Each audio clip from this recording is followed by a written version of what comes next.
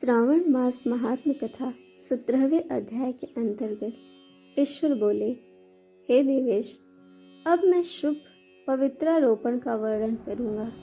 सप्तमी तिथि को अधिवासन करके अष्टमी तिथि को पवित्रकों को अर्पण करना चाहिए। जो पवित्रक बनवाता है उसके पुण्य फल को सुनिए। सभी प्रकार के यज्ञ, व्रत तथा दान करने और सभी तीर्थों में स्नान करने का फल मनुष्यों के केवल पवित्र धारण करने से प्राप्त हो जाता है, क्योंकि भगवती शिवा सर्वव्यापिनी है। इस व्रत से मनुष्य धनहीन नहीं होता, उसे दुख, पीड़ा तथा व्याधियां नहीं होती, उसे शत्रुओं से होने वाला भय नहीं होता और वह कभी भी ग्रहों से पीड़ित नहीं रहता। इससे छोटे बड़े सभी कार्य सिद्ध हो जाते हैं। हे वत्स, मनुष्यों तथा राजाओं के विशेष करके स्त्रियों के पुण्य की वृद्धि के लिए इससे श्रेष्ठ कोई अन्य व्रत नहीं है। हे तात, सौभाग्य प्रदान करने वाले इस व्रत को मैंने आपके प्रति स्नेह के कारण बताया है।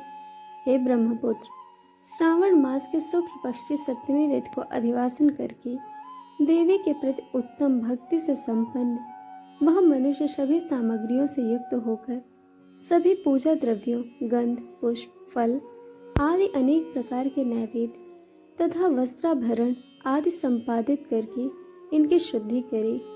इसके बाद पंचगव्य का प्राशन कराए, चारों से दिग्बलि प्रदान करे तथा अधिवासन करे। उसके बाद सदृश वस्त्रों तथा पत्रों से इस पवित्र को आच्छादित करे। पुनः देवी के उस मूल मंत्र से उसे 100 बार आमंत्रित करके सर्व शोभासन में उस पवित्र को देवी के समक्ष स्थापित करे। इसके बाद देवी का मंडप बनाकर रात्रि में जागरण करे और नट, नर्तक तथा वारांगनाओं के अनेक विधि कुशल समूहों और गाने बजाने तथा नाचने की कला में प्रवीण लोगों को देवी के समक्ष स्थापित करे। उसके बाद प्रातःकाल विधिवत स्नान करके पुनः बलि प्रदान करे। इसके बाद विधिवत देवी की पूजा करके स्त्रियों तथा द्विजों को भोजन कराए। पहले देवी को पवित्र अर्पण करे और अंत में दक्षिणा प्रदान करे। हे वत्स, अपने समर्थ के अनुसार कार्य सिद्धि करने वाले उस नियम को धारण करे। राजा को प्रयत्न पूर्वक स्त्री के प्रति आसक्ति, जुआ, आखेट तथा मांस आदि का परित्याग कर देना चाहिए। ब्राह्मणों तथा आचार्यों को स्वाध्याय और वैश्यों को खेती का कार्य तथा व्यवसाय नहीं करना चाहिए। 7, 5, 3, 1 अथवा आधा दिन ही त्याग पूर्वक रहना चाहिए और देवी के कार्य में निरंतर अपने मन में आसक्ति बनाए रखनी चाहिए। हे मुनि सत्तम, जो बुद्धिमान व्यक्ति विधान पूर्वक पवित्रारोपण नहीं करता है उसके वर्ष भर की पूजा व्यर्थ हो जाती है। अतः मनुष्यों को चाहिए कि देवी पारायण तथा भक्ति से संपन्न होकर प्रत्येक वर्ष शुभ पवित्रारोपण अवश्य करे। कर्क अथवा सिंह राशि में सूर्य के प्रवेश करने पर शुक्ल पक्ष की अष्टमी तिथि को देवी को पवित्र अर्पित करना चाहिए। हे सनत कुमार, इसके ना करने से दोष होता है, इसे नित्य करना बताया गया है। सनत कुमार बोले, हे देवदेव, हे महादेव, हे स्वामिन, आपने जिस पवित्र का कथन किया वह कैसे बनाया जाना चाहिए? कृपा करके उसकी संपूर्ण विधि बताइए। ईश्वर बोले, हे सनत कुमार, सुवर्ण, ताम्र, चांदी, रेशमी वस्त्र से निकाले गए कुश, कांस के अथवा ब्राह्मणी के द्वारा काटे गए कपास के सूत्र को तिगुना करके फिर उसका तिगुना करके पवित्रक बनाना चाहिए। उसमें 308 तारों का पवित्रक उत्तम और 270 तारों का पवित्रक मध्यम माना गया है। 180 तारों वाले पवित्रक को कनिष्ठ जानना चाहिए। इसी प्रकार 100 ग्रंथि का पवित्रक उत्तम, 50 ग्रंथि का पवित्रक मध्यम तथा 26 ग्रंथि का पवित्रक सुंदर पवित्रक कनिष्ठक होता है। अथवा 6, 3, 4, 2, 12, 24, 10 अथवा 8 ग्रंथियों वाला पवित्रक बनाना चाहिए, अथवा 108 ग्रंथ का पवित्रक उत्तम, 54 ग्रंथि का मध्यम तथा 27 ग्रंथि का कनिष्ठ होता है। प्रतिमा के घुटने तक का लंबा पवित्रक उत्तम, जंघा तक का पवित्रक मध्यम तथा नाभि पर्यंत पवित्रक अधम कहा जाता है। पवित्रक की सभी शुभ ग्रंथियों को कुमकुम से रंग देना चाहिए। इसके बाद अपने समक्ष शुभ सर्वतोभद्र मंडल पर देवी का पूजन करके कलश के ऊपर बांस के पात्र में पवित्रकों को रखें। 3 तार वाले पवित्रक में ब्रह्मा, विष्णु तथा शिव का आवाहन करके स्थापित करें।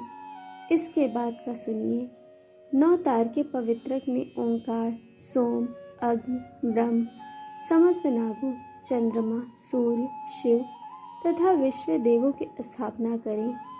हे सनत कुमार, अब मैं ग्रंथियों में स्थापित किए जाने वाले देवताओं का वर्णन करूंगा। क्रिया, पौरुषी, वीरा, विजया, अपराजिता, मनोन्मनी, जया, भद्रा, मुक्ति और ईशा ये देवियां हैं। इनके नाम के पूर्व में प्रणव तथा अंत में नमः लगाकर ग्रंथ संख्या के अनुसार क्रमशः आवाहन करके चंदन आदि से इनकी पूजा करनी चाहिए। इसके बाद प्रणव से आमंत्रित करके देवी को धूप अर्पण करना चाहिए। हे सनत कुमार, मैंने आपसे देवी के इस सब पवित्रारोपण का वर्णन कर दिया। इसी प्रकार अन्य देवताओं का पवित्रारोपण प्रतिपदा आदि तिथियों में करना चाहिए। मैं उन देवताओं को आपको बताता हूँ। कुबेर, लक्ष्मी, गौरी, गणेश, चंद्रमा, बृहस्पति, सूर्य, चंडिका, अम्बा, वार्षिकी, ऋषिगण, चक्रपाणि, अनंत, शिवजी, ब्रह्मा और पितर। इन देवताओं की पूजा प्रतिपदा आदि तिथियों को करनी चाहिए। यह मुख्य देवता का पवित्रारोपण है। उनके अंग देवता का पवित्र 3 सूत्रों का होना चाहिए। ईश्वर बोले, हे विपेंद्र, अब मैं श्रावण मास के दोनों पक्षों की 9वीं तिथियों के करणी कृत्य को बताऊंगा। इस दिन कुमारी नामक दुर्गा की यथाविधि पूजा करनी चाहिए। दोनों पक्षों की 9वीं के दिन नक्त व्रत करें और उसमें दुग्ध तथा मधु का आहार ग्रहण करें अथवा उपवास करें। उस दिन कुमारी नामक उन पाप नाशिनी दुर्गा चंडिका की चांदी की मूर्ति बनाकर भक्ति पूर्वक सदा उनका अर्चन करें। गंध, चंदन, कनेर के पुष्पों, दशांग, धूप और मोदक से उनका पूजन करें। उसके बाद कुमारी कन्या, स्त्रियों तथा विप्रों को श्रद्धा पूर्वक भोजन करें। फिर मौन धारण करके स्वयं बिल्व पत्र का आहार ग्रहण करें। इस प्रकार जो मनुष्य अत्यंत श्रद्धा के साथ दुर्गा जी की पूजा करता है वह उस परम स्थान को जाता है जहाँ देव बृहस्पति विद्यमान है। हे विधिनंदन, यह मैंने आपसे 9वीं तिथि का कृत्य कह दिया। यह मनुष्यों के सभी पापों का नाश करने वाला, सभी संपदाएं प्रदान करने वाला, पुत्र, पौत्र आदि उत्पन्न करने वाला और अंत में उन्हें उत्तम गति प्रदान करने वाला है।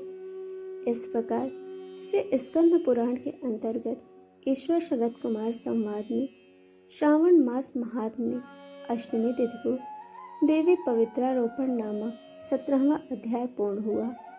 दोस्तों, आपको कथा कैसी लगी यह हमें कमेंट करके ज़रूर बताइएगा और चैनल को सब्सक्राइब, वीडियो को लाइक शेयर करना बिल्कुल मत भूलिएगा। वीडियो देखने के लिए आप सभी का बहुत बहुत धन्यवाद। जल्द मिलेंगे कथा के अगले अध्याय के साथ।